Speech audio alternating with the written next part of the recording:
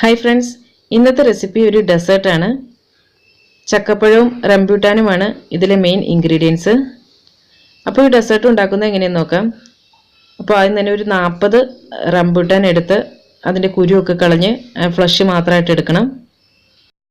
ഇത് നല്ല പഴുത്ത നല്ല മധുരമുള്ള റംബൂട്ടാനാണ്. ഇത് വാങ്ങിയതൊന്നും അല്ല കേട്ടോ, ഇത് വീട്ടിലുണ്ടായ റംബൂട്ടാൻ തന്നെയാണ്. ഈ റംബൂട്ടാൻ തന്നെ പല രീതിയിലുള്ള ഉണ്ട്. അതായത് ചിലതിൻ്റെയൊക്കെ ഈ ഫ്ലഷ് ഇങ്ങനെ ഈ കുരുവിലോട്ട് ഒരുപാട് ഇങ്ങനെ പറ്റി പിടിച്ചിരിക്കും. അത് നമുക്ക് ഇങ്ങനെ കട്ട് ചെയ്ത് ഇതുപോലെ ഫ്ലഷ് ആയിട്ട് മാറ്റി കട്ട് ചെയ്തെടുക്കാനൊന്നും നമുക്ക് പറ്റില്ല. അതായത് ഇപ്പോൾ എല്ലാത്തിൻ്റെയും തൊലി കളഞ്ഞെടുത്തിട്ടുണ്ട്. ഇനി ഇതിൻ്റെ അകത്ത് ചിലപ്പോൾ ആ ഒരു പുറമേയുള്ള ആ ഒരു നാരൊക്കെ കുറച്ച് ചിലപ്പോൾ പറ്റി പിടിച്ചിരിക്കണ്ടാവും. അപ്പോൾ നന്നായിട്ടൊന്ന് കഴുകിയതിന് ശേഷം അരിഞ്ഞെടുക്കാം. ഈ റംബൂട്ടാൻ ഇങ്ങനെയല്ല കഴിഞ്ഞാൽ വേറൊരു മെത്തേഡിലും കൂടെ നമുക്ക് അരിയാൻ പറ്റും കേട്ടോ. അപ്പോൾ ഇതിനു മുമ്പ് ഞാൻ റംബൂട്ടാൻ ജാമിൻ്റെ വീഡിയോ ഇട്ടിട്ടുണ്ട്. അപ്പോൾ അതിനകത്ത് ആ ഒരു രീതിയിൽ അരിയണം കാണിക്കുന്നുണ്ട്. അപ്പോൾ അത് കാണാത്തവർ അതും കൂടി ഒന്ന് കണ്ടു നോക്കൂ കേട്ടോ. അപ്പോൾ അതായത് എല്ലാം അരിഞ്ഞു വെച്ചിട്ടുണ്ട്. അപ്പോൾ ഇനി ചക്കപ്പഴം എടുക്കാം. ചക്കപ്പഴം 10 ചക്കപ്പഴമാണ് എടുത്തിരിക്കുന്നത്.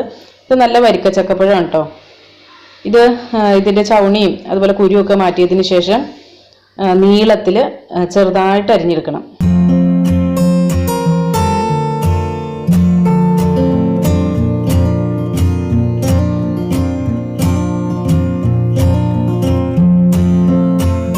ഇതിപ്പോൾ എല്ലാം അരിഞ്ഞെടുത്തിട്ടുണ്ട്.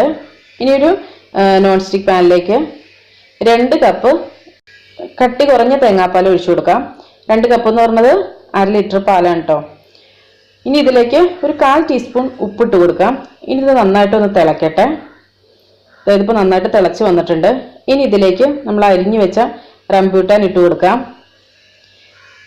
കൂടെ ചക്കപ്പഴം അരിഞ്ഞതും കൂടി ചേർക്കാം. ഇനി നന്നായിട്ടൊന്ന് മിക്സ് ചെയ്ത് കൊടുക്കാം. ഇനി ഇതൊന്ന് തേങ്ങാപ്പാലിൽ കിടന്നൊന്ന് വേവട്ടെ. അപ്പം ഞാനൊരു മുറി തേങ്ങ എടുത്തിട്ടാണ് കേട്ടോ തേങ്ങാപ്പാൽ എടുത്തത്. അപ്പോൾ ആദ്യം ഒരു കപ്പ് തേങ്ങാപ്പാൽ മാറ്റി വെച്ചു, നല്ല 1-ാം പാലായിട്ട്. പിന്നെ ബാക്കിയുള്ളത് ഇങ്ങനെ അടിച്ച് 2 കപ്പ് പാലും കൂടെ എടുത്തതാണ് കേട്ടോ. അതായത് ഇപ്പോൾ നന്നായിട്ട് വെന്ത് വന്നിട്ടുണ്ട്. ഒരുപാട് വെന്ത് കുഴയൊന്നും ചെയ്യരുത് കേട്ടോ. നമുക്ക് ആ ഒരു സോഫ്റ്റായി കിട്ടിയേച്ചാൽ മതി. നമ്മുടെ ആ ചക്കപ്പഴമൊക്കെ നല്ലപോലെ ഒന്ന് സോഫ്റ്റായി വന്നേച്ചാൽ മതി. ഇതിലേക്ക് ഒരു 1/4 കപ്പ് പഞ്ചസാര ചേർത്തു കേട്ടോ. അതായത് 4 ടേബിൾ സ്പൂൺ. ഇനി ഇതിലേക്ക് ഒരു ഫ്ലേവറിന് വേണ്ടിയിട്ട് 1/2 ടീസ്പൂൺ ഏലക്ക പൊടിച്ചത് ചേർത്തിട്ടുണ്ട്. നന്നായിട്ടൊന്ന് മിക്സ് ചെയ്ത് കൊടുക്കാം. ഇതെപ്പോഴും തിളച്ചുകൊണ്ടിരിക്കുകയാണ്. ഇനി ഫ്ലെയിം കുറച്ചിടണം. എന്നിട്ട് ഇതിലേക്ക് 1 കപ്പ് 1-ാം പാലും കൂടെ ഒഴിച്ചു കൊടുക്കാം. 1-ാം പാൽ ഒഴിച്ചു കഴിഞ്ഞിട്ടുണ്ടെങ്കിൽ പിന്നെ തിളപ്പിക്കരുത്. ഇതിനകത്ത് തിള കയറി വരുമ്പോഴേക്കും ഫ്ലെയിം ഓഫ് ചെയ്യുക. അതായത് നല്ലതായിട്ടൊന്ന് ചൂടായാൽ മതി.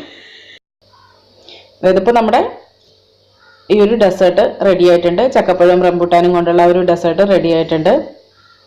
നല്ല ടേസ്റ്റാണ് കേട്ടോ ഇത് കഴിക്കാനായിട്ട്. ഈ പഞ്ചസാരയൊക്കെ ഓരോരുത്തരും ഇഷ്ടത്തിനനുസരിച്ചൊക്കെ ഒന്ന് അഡ്ജസ്റ്റ് ചെയ്യുക കേട്ടോ.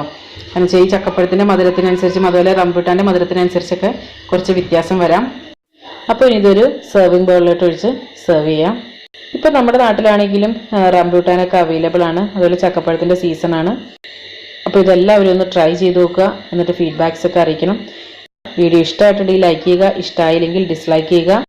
അപ്പോൾ നല്ലൊരു റെസിപ്പിയുമായി വീണ്ടും കാണാം. എല്ലാവർക്കും നല്ലൊരു ദിവസം ആശംസിക്കുന്നു. Thank you for watching Aisha's creations.